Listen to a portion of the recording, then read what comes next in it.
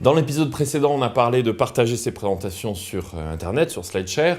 On peut aller plus loin avec ce qu'on appelle les webinars, c'est-à-dire des séminaires entièrement en ligne. Imaginez à nouveau que la présence de votre expertise, de vos produits sur Internet peut vraiment intéresser beaucoup plus de gens que ceux que vous rencontrez dans la vie réelle.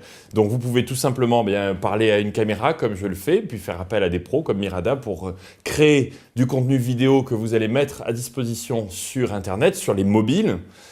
Aussi, avec Orange, comme on le fait là.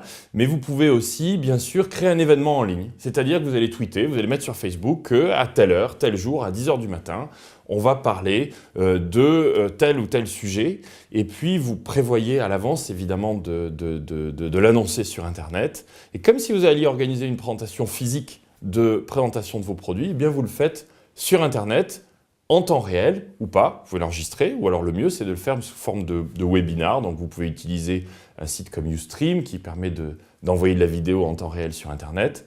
Et vous pouvez interagir avec votre communauté en temps réel. Moi je le fais très souvent, je m'amuse à avoir donc une image vidéo qui est retransmise en temps réel sur Internet avec Ustream. Et en parallèle, je vais lire les questions que je vois arriver sur Facebook, sur ma page Facebook, sur Twitter, avec peut-être éventuellement un hashtag, un code spécial sur cet événement-là.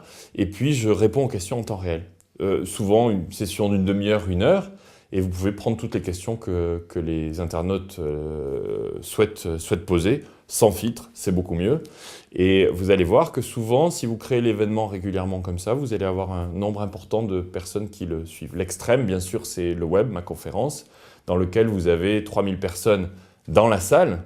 Et l'an dernier, on a eu 250 000 personnes qui ont regardé en temps réel la vidéo, en live, et 250 000 autres personnes sur YouTube. Donc un demi-million de personnes qui ont suivi le web en dehors de la salle. Quand je suis sur scène et que je parle de la conférence, je regarde la salle un petit peu comme si c'était un studio finalement, pour l'événement sur Internet qui est beaucoup plus grand. Il faut toujours penser aux gens sur Internet et c'est souvent beaucoup plus que d'autres. Vous avez sur le web notamment la capacité même de le voir en temps réel sur le smartphone avec Ustream et d'autres services qui permettent de le regarder live sur les mobiles. Certains aux États-Unis l'ont même regardé live sur le mobile dans un avion puisqu'il y a du Wi-Fi sur les airlines américaines.